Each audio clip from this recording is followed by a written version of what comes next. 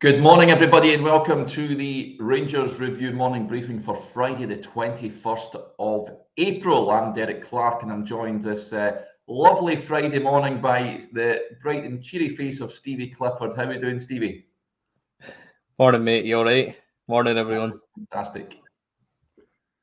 Yeah, good to have you back on, Stevie, to talk all things Rangers. Of course, big game coming up on Sunday when Rangers travel north to Pittodrie to take on Aberdeen. We'll look ahead to that game, folks, shortly. Before we just run through a little bit of housekeeping, you know the drill by now. You can see the little ticker below if you're watching us on YouTube, Facebook and Twitter.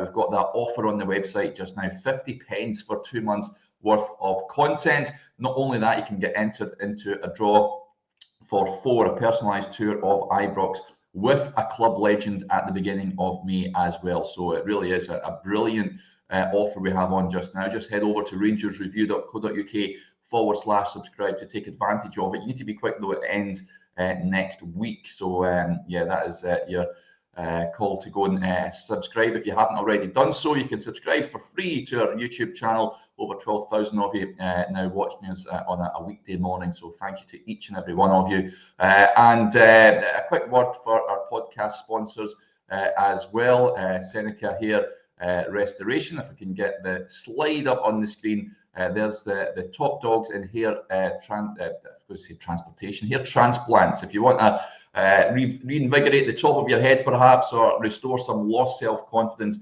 then these are the guys to go to. So do go check them out if that's something that you're thinking of. Right, let's talk all things Rangers. But before we do that, Denzel, a good friend of the show, has mentioned that you're sounding very distant, Derek. Are you noticing that, Steve? Is my mic slightly off? It is? Right, okay. Let me sort that out right now. Let's see.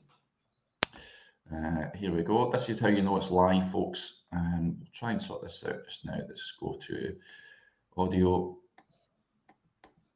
Yeah, no, let's see. There. Is that a lot better? That's you, my man. Yeah, he's shaking his head. Yeah, I was coming through. I've actually changed camera on my laptop. I've got a camera sitting about, so I've plugged that in. So I was coming through there. So good to have me coming through loud and clear. Now, Stevie, big game on Sunday. Of course, well, say big game. That's a dead rubber. And in all honesty, the final league games of the season are all dead rubbers. Of course, I know that there's the final Old Firm game at Parkhead approaching. When the league splits, of course, after the game at Pittodrie. It's a one-game season, I think you said, Stevie. All eyes are on Hampden at the end of the month, of course. But for this game at Aberdeen, how do you see it going? Would you be looking to make changes with one eye on next week, of course, at Hampden?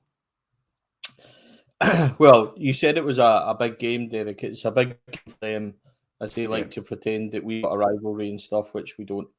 So for us, it's just another away game, playing one of these sides in the league. So what do I expect from it? I expect they'll come out 110 miles an hour and try and make a game of it and try and treat it like it's, you know, a World Cup final for them. But the reality of it is, for Rangers, we go up there, do the job that we can, get out there unscathed and get back down the road with 3 points. And that's all really anyone cares about. So what do I expect from Rangers' point of view?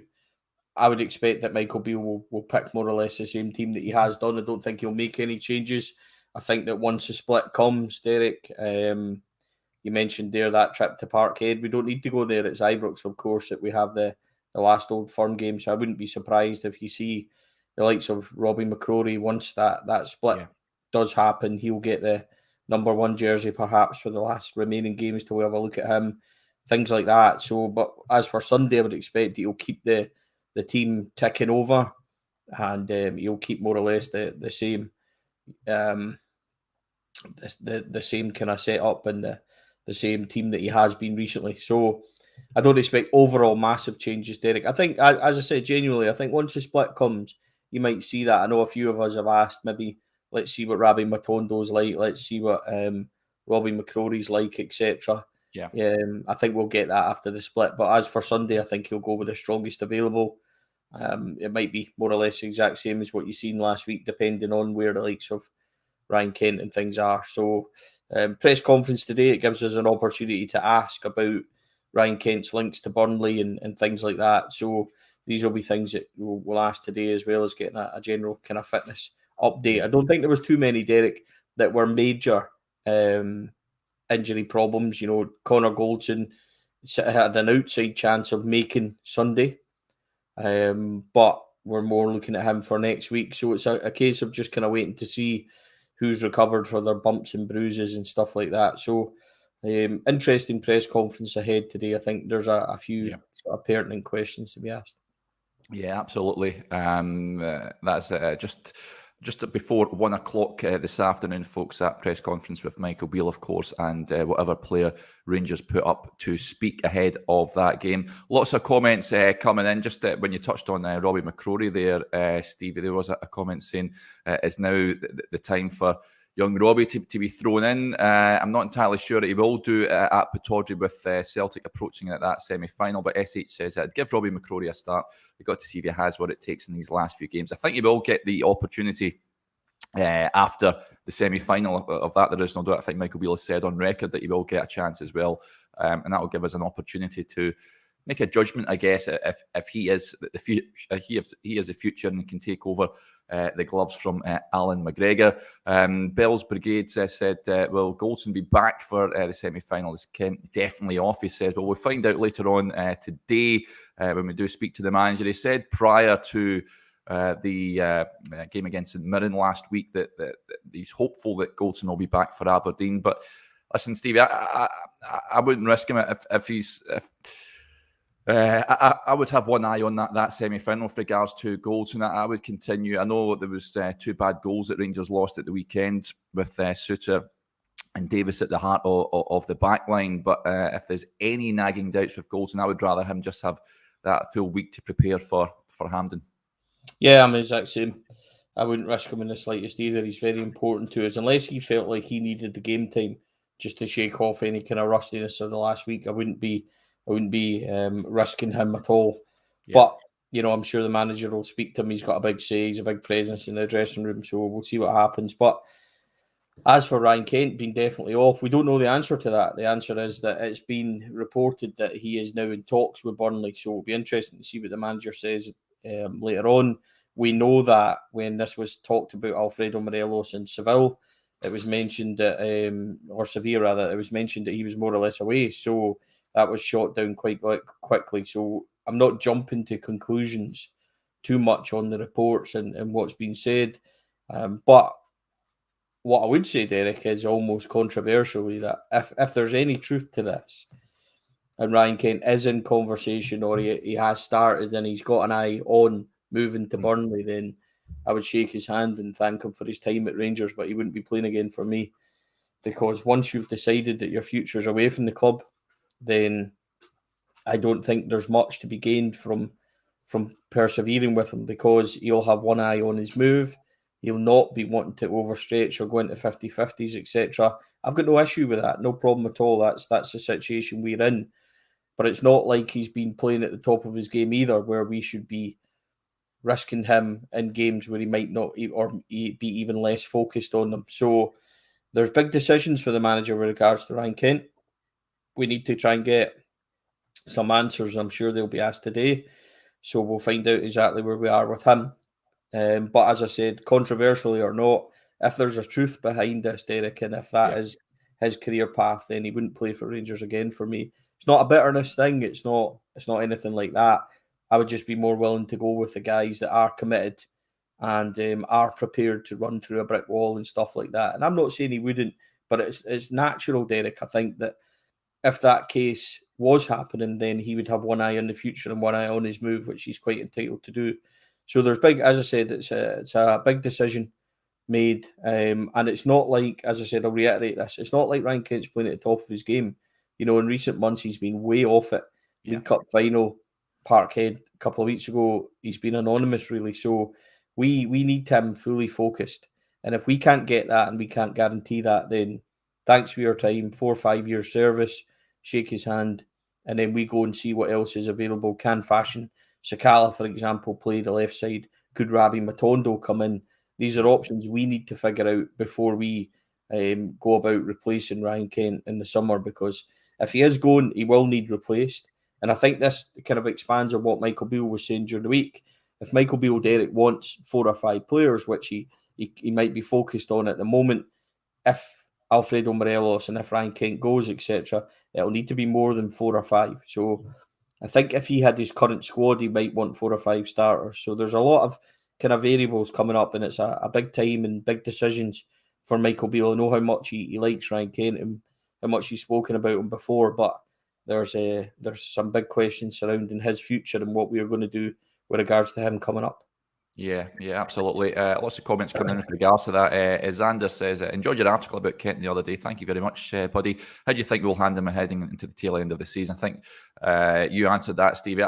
I'm like you. If he's heading to pastures new, then I would be inclined to look at Sakala and Matondo as the options going forwards. That's an article in the piece on Matondo as well. I know he had a cameo against St Mirren at the weekend. I'd be more inclined to focus on these guys if Kent is heading away from Ibrox in the summer. Stuart Grant on Kent says, I think Kent is Burnley bound, more money, but poor choice if you want to look back at your career. I don't necessarily agree. I think, like you say, Stevie, 5 seasons in Scottish football is a long time. I wouldn't begrudge him going and seeking a fresh challenge somewhere else. And if you're playing in the English Premier League, of course, he's from down that neck of the woods. He's from Oldham, but you can play for any club in the English Premier League, and it's the standard of competition you're coming up against on a regular basis increases quite dramatically from what you're facing in Scotland. Of course, you won't play in Europe with that unless Vincent Kompany leads Burnley to an incredible season back in the top flight. But for me, that would represent a really good move if that was to materialise in the summer. I think it'd be interesting to see how he gets on down there as well. Firstly, if he can get in the team, which will be a challenge for him. But strutting stuff against some of the best defenders on the planet will be interesting. Andy Mitchell, just off the back of that, says Kent will be like a Rebo. Wrong choices. I've seen some murmurings that if Southampton get relegated, Rangers should be looking at bringing Joe back up the road, Stevie. I'm not in that camp, I've got to say. I think, yeah, you're shaking your head, sort of in agreement. I think his time is, again, he's one of the many players that have passed through the doors at Ibrox. We thank him for his time, but he's moved on, and that ship has sailed for me. Yeah, I mean, if it was a straight-up choice between Malik Tillman and Joe Aribo, then Malik Tillman's getting a nod for me, because there's more growth there. Taking Joe Aribo back, could you motivate him? Could you get more out of him than we did the first time round when we possibly got the maximum out of him? We spoke a lot about, can we get more? And he's not reached his ceiling or his potential with us. Maybe he just had, Derek, and maybe he wasn't as good as what we think. But no, it's a no from me, I'm afraid. Rangers need fresh ideas. They need fresh impetus in the summer. If that means that Ryan Kent goes, genuinely, if you would have asked me 2 or 3 months ago, Derek, on this show, I would have turned around and said, and I did say, that I would have moved the earth to keep Ryan Kent. But since saying that, my position has changed, because I've seen what he's given us on the pitch at the moment. I've mentioned this before, but the last 2 or 3 months, the Old Firms and things like that, he doesn't look like he's fully interested for me. I watched that Dundee United game at home. I was at Ibrox, obviously, in the gantry, the 2-0 victory, where Malik scored twice, and I actually commented to some of the boys. I said that he's just not, his heart's not in it at the moment, and that's how it looked. That doesn't mean it was correct, but that was my gut feeling at the moment. He just didn't look like he was busting a gut. He didn't look like he was doing. I remember just 8 minutes into the game, Derek, he ended up getting dispossessed with the ball. He didn't track back. They got a break, and Goldson came out and he kind of slipped past him, and it was Ben Davies that intercepted it. A good opportunity for Dundee United. And I think it was boy Pollitt that actually got away from Kent and stuff. And Kent just kind of gave up. And that's the kind of thing I've been seeing and been worried about. So I don't want to sit here and come across as being bitter and negative towards Ryan Kent. My position is just that I want the best for Rangers.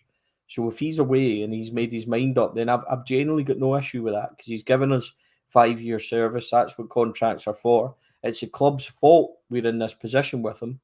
So if he's gone and he's moving away, then genuinely I don't have an issue with that. But we need to park it and say, right, no problem at all. we need to move on for the good of our team. So I wouldn't be risking him.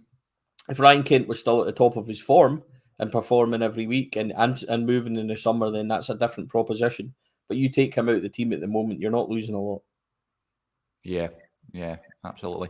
Lots of comments coming in. Let's get a few of them that are coming in here. I like this one from Jimmy Duff. He says, Derek, is there any chance we can get Stevie to ref the semi next week? Any chance of that, Stevie? Maybe run out of Hampden and referee the semi-final on Sunday? Derek, I did a game on Tuesday night, under 16s, I think it was. It was Stamperlin versus St Cadoc's, just at my local patch there. And I got up yesterday morning and I could barely move. So these wee guys were like wee whippets. I was up and down and all sorts of stuff. So, and for a guy like me who's still carrying a wee bit of the old Christmas weight, like, it was even tougher. So, but I would say, Derek, an immaculate game, no bookings, no cautions, no issues, stamped it out immediately. It was a very authoritative and professional performance, Derek. Not one grumble. So I could handle that semi-final, no problem at all. A solid Rangers victory every day. Yeah, if you're watching SFA, then Stevie is the man to take charge. He should be the man in the middle for Sunday's semi. Andy Mitchell says Stevie for VAR. Whatever, I think I would trust Stevie officiating that game, that's for sure. Want to take this time as well. There's a lovely email sent, and sometimes we get emails from subscribers and guys that watch the YouTube channel. Lovely emails from a Peter Fernie who watches us religiously as well. So that was a great email, Peter. I really appreciated that. He said nice words about you, Stevie, as well. I'll forward it on to you. But yeah, it's always nice to get a bit of nice feedback now and again. Some other story that was that hit the headlines yesterday it's more to do with off-field issues as opposed to on it. Bell's Brigade says, Derek and Stevie, should we be worried about the elite tax case? £10 million is money we need for players, not creditors. And Stephen Smith also raises that point. Should we be very concerned he is about this lawsuit against Rangers? Should we be worried? Let me fill you in. Administrators of the sportswear brand Elite Sports Group Limited says it was going ahead with a multi-million-pound legal claim against Rangers following a kit sales dispute. They want £9.5 million compensation over an alleged breach of contract after Rangers signed a deal with Castore. It claims Elite was contracted to provide the team with kits at the time. They were the exclusive brand partner to Hummel and had instructed lawyers to proceed with the case in Edinburgh last November. It wanted £9.5 million from Rangers, but Elite went into administration soon after the case was called. Yesterday, during a short virtual hearing at the court in Edinburgh, Advocate Dave Thompson QC said during that period of time, the administrators have taken the opportunity to assess the oral opposition of the pursuer company and to take advice in relation to the claim. And in short, the pursuers, through the administrators, now wish to proceed with the action. It arises from the separate legal dispute involving Sports Direct, which was then owned by Mike Ashley, and Rangers lawyers for Ashley's company went to the High Court in London seeking an injunction to stop the deal between Elite and Rangers from going ahead. It was signed initially in October 2018, which meant it was allowing Hummel to supply Rangers kits and to sell replicas to fans. However, the judge found that the deal with Hummel, a 3-year contract worth £10 million, was undertaken without giving Sports Direct a chance to match it. Understandably, this has led to some anxiety, and a lot of supporters will be worried about this, Stevie. It's not something you want to read about. I know it came it was in the background come November time when they were launching this legal suit, and they are now going to pursue with it. Not ideal, is it? Rangers have been fighting cases off the pitch in court for the last a number of years now, and this is yet another one. Yeah, it's not ideal. I'm not going to pretend to the viewers and yourself, Derek, that I know an awful lot and that I'm qualified to comment on legal matters, because I'm not. Yep. But what I would say is it's just another moment as a Rangers fan where you're like, is this ever going to end? Are we really going to stop making these mistakes? See us getting brought back into court and these issues countless times. It's not like we've got a good record, Derek. You know, it's not like we went to court and defended ourselves. We go to court and almost lose every single time. So it's not promising. Should we be worried? Most likely we will be. The club won't be able to comment on it because it's an ongoing issue. So the next time we probably hear about this is when it goes to court. 9.5 million is eye-watering. But I would say that there's got to be accountability somewhere. And this is a lot of what I've spoken about. People that follow the blog and people that have read my opinion pieces and listened to me will understand that the frustrating thing for Rangers is there doesn't seem to be an accountability anywhere for these kind of decision makers. Who in the board signed off on this? Who in the board put this forward and put us in that position? These are fair questions. And this is why there's upset amongst the fan base towards the boardroom, towards guys like Stuart Robertson, because we don't understand the ins and outs of it. We don't ever get any clarification. So if there's a void, we will fill it. So this is a problem with it. And this is why, you know, people are upset and why people are asking for change and asking for answers, because it always seems to be recurring. Now, I'm not saying that Rangers are in the wrong. I've just pointed out that I don't know enough about the case.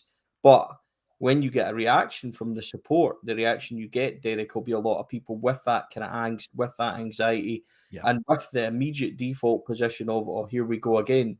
And that's the issue that we face at the moment. It's continuous stuff all the time. We just cleared the debt with Mike Ashley, which was in the region of 8 million. If you're looking at another 9 million odd here, we would have been as well, Rangers, serving the 7-year severance notice away back in 2015 and just sticking with it. It would have cost us millions less hassle, and just got on with it and got out of it fairly. But the way it is at the moment, and yes, again, I'll repeat, I don't know the ins and outs of it, it's just exasperating for the support to continuously see headlines surrounding Rangers and court cases. And all we ask, Derek, is for a functioning football team and a functioning business, that everything isn't multiplied and everything isn't a massive hassle.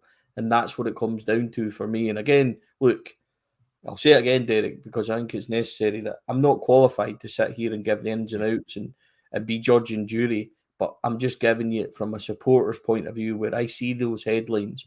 And for me, it's so disappointing that here we go again. What next? Who's going to fund this? Where's the accountability going to be? That's what I would like to know. Yeah. Listen, it's like you say, Stevie, it's something that I think we won't hear about again until the next judgment is passed in court. But you can understand that the supporters' frustration with regards to this. It seems never ending. So it's one we'll keep a close eye on. Back to on-field matters. Something that caused a bit of a stushy in the yesterday was Michael Beale posting images of him in Rome. Now, apparently, that wasn't yesterday. I know that Roma were playing Feyenoord during the week. It sparked hours of speculation after his post on Instagram. It's understood that he was still in Glasgow, and the snaps he uploaded were taken on the trip earlier this month. But it's certainly not stopped speculation, Stevie, as to it not being just a holiday, a little getaway from all the stresses and strains of being manager of Rangers. People thinking that he's away looking at players. I've seen a number of players that have been mooted he could possibly be looking at. There's a number of players noted on our website, potential transfer mission and individuals that he could potentially be looking at bringing to Rangers in the summer. What did you make of it, Steve? Is it just a harmless little trip away, looking to get some sun? I thought it was funny because I knew he was at Auchenhowie taking training yesterday. So I think Michael Beale is a wee bit of a wind-up merchant sometimes, because I think he knows exactly what he's doing. I think he knows exactly how to play the media. I think he knows that he'll have all of us on strings. I got so many messages yesterday saying, what's he doing in Rome and stuff like that. And the answer was, he's at Auchenhowie taking training. He was at Rome at the weekend. And as far as I'm aware, it was just a wee getaway. So even if he was away speaking to players and that, he's going to be doing that. But I think, as I said, I think Mick is well aware what he's up to and likes to cause a wee bit of guessing from the media and things like that. So to have any idea. Like, I'll be honest. We used to get wind of quite a lot of stuff, but I think particularly when Ross Wilson was there, it was all done very, very guarded, and there wasn't much to it. Whether or not that'll change, I'm not sure. But with regards to who Rangers have got their eye on in the summer, aside of one or two rumours, which everyone have heard, maybe the Jack Butland thing, etc., that's kind of out there at the moment. But aside of that, I really don't know. So Michael Beale out in Rome, I've got absolutely no idea what he was out there or who he was looking at and what he was doing. But I see that Chris Smalling is getting an extension, Derek, so it definitely isn't him anyway. So I'm absolutely positive he'll be asked what he was up to today in the presser as well, and get a nice wee answer, I'm sure. But I don't. This goes back to something I said before. I really don't read into a lot of what Michael Beale says, and I don't really worry about who we're getting in or stuff like that. Signings are going to come. It's up to Michael Beale. He's going to be leading it. They're going to be the ones that he wants because he'll be signing off and he'll have done all the due diligence on them all. And it's now up to him to kind of get them over the line. So I've got zero worries or zero concerns about players coming in. It's up to him. It's his show, so to speak, Derek. So yeah, I'm just comfortable to sit back and see what it takes us and see who comes in. Yeah. Ross says, Ross, just to spark a bit of rumour, I've heard it's Tammy Abraham, guys, big Rangers fan. Listen, I would love it if Tammy Abraham was pitched up at Ibrox in one way, shape or form. However, I doubt that would be the case, but you never know. Stranger things have happened, but yeah, that was very interesting yesterday. Certainly sparked a bit of a frenzy on social media. But listen, Michael Beale, like you say, Steve, he's always good value at these press conferences. Always so much information that comes out from him. I've seen some supporters saying he's maybe saying too much at times when it comes, well, specifically transfers. I know when he said last week, saying that you'll know the links will be clear when we bring players in, and some supporters were saying, does he really need to say that? But like you say, but like we've discussed before, he just loves talking football, doesn't he? He's a proper football man, and for guys like us in the media, I think he's really enjoyable to listen to and to speak and to talk all things football with. So, yeah, like I said, folks, we'll be speaking to him a little later on this afternoon, just around 1 o'clock, and you'll get all the reaction to that on our YouTube and our website as well. And on the website this morning, you've got a great piece on there, Stevie, just on Michael Beale putting his stamp on Rangers, and just talking about the magnitude of that semi-final that is fast approaching. Really good article on there, folks. I do urge you to check it out. If you haven't already done so, you can read that if you're a subscriber. Just a quick mention as well for that offer, 50p for 2 months worth of content. And you can also enter a draw for a tour of Ibrox for 4 with a club legend at the beginning of May. It really is a sensational deal. Head over to rangersreview.co.uk/subscribe to sign up. Right, Stevie, before you go, score prediction for Sunday. Are Rangers coming back down the road with another 3 points? Yeah, I mean, I should imagine we would. It's entirely up to us, Derek, how we go about it and what we're doing. I'm not in the slightest bit worried about them. And look, see, to be honest, as unstaunch as it may be, the only thing I'm looking for is Sunday is we get down there unscathed, no red cards, no controversy, get back up the road, hopefully take 3 points. But even if it's not, then full, focus needs to be on next week. I would love to go up there and be very comfortable and be a comfortable performance. Maybe not the old last minute couple that we got last time. Yeah.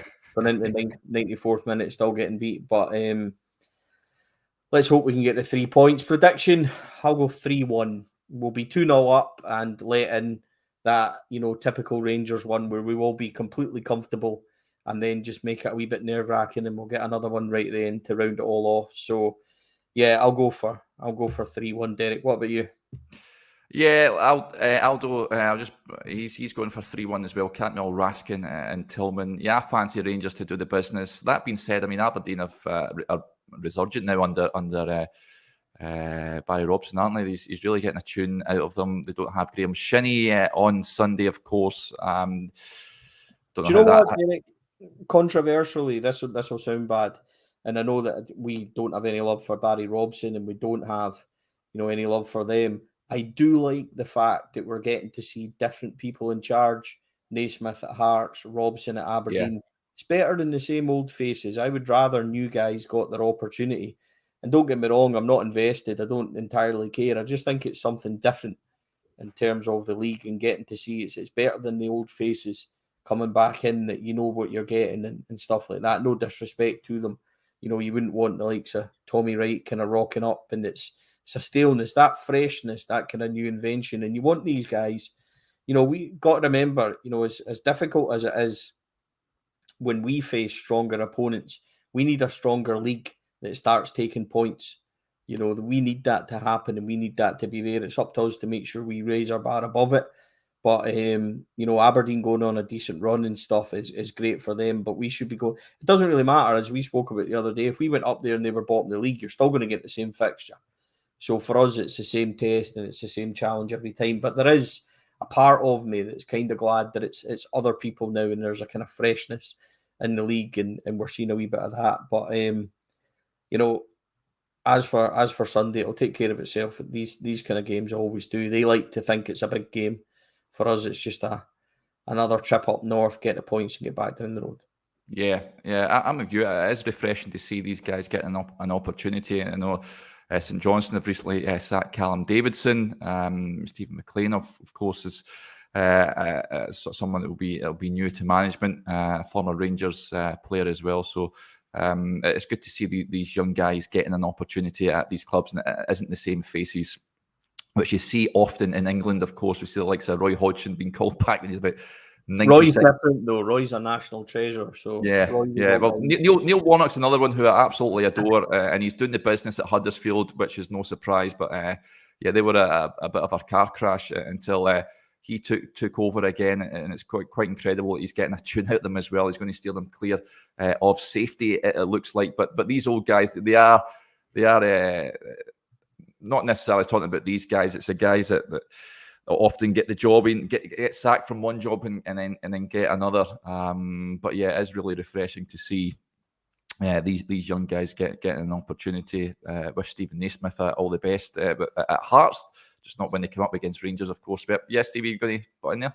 I was going to say, just before we go, when we're talking about our article on the website this morning, I was just going to say that the question asked that Joshua put to me when writing was, what will it take to fix this Rangers team, and what's next? And it talks about that really, in terms of, so if people want to go and give it a read and give it a look, and appreciate that and let us know what you think. It's more, it talks about what short term Rangers need and what Rangers need long term, and what fixes, and it talks about the boardroom and things like that. But it's not massive things, Derek, because the one important thing, and we both know this, is Rangers need to win.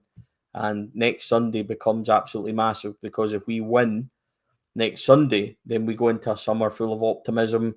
We go into the kind of last games of the season, hopefully a cup final, looking optimistic, and you know, all of a sudden the sun's shining and we can look forward to. If we don't win this Sunday, next Sunday rather, then you know there's a lot of questions to be asked, not only around Michael Beale but around the kind of club and the fan base, and we'll want answers, and most likely the demand for a complete revamp will be extremely high. So next week, you know, is pretty big, Derek, but I'm sure we'll take that, you know, when it comes. But the article does focus on that. So if you want a wee read, lads and girls and everybody watching, go and check that out.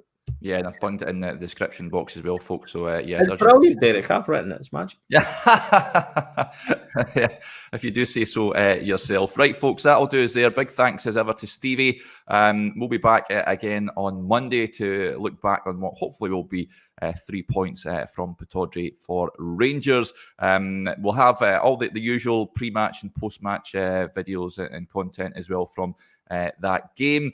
Until then, enjoy the rest of your Friday and your weekend. Bye for now.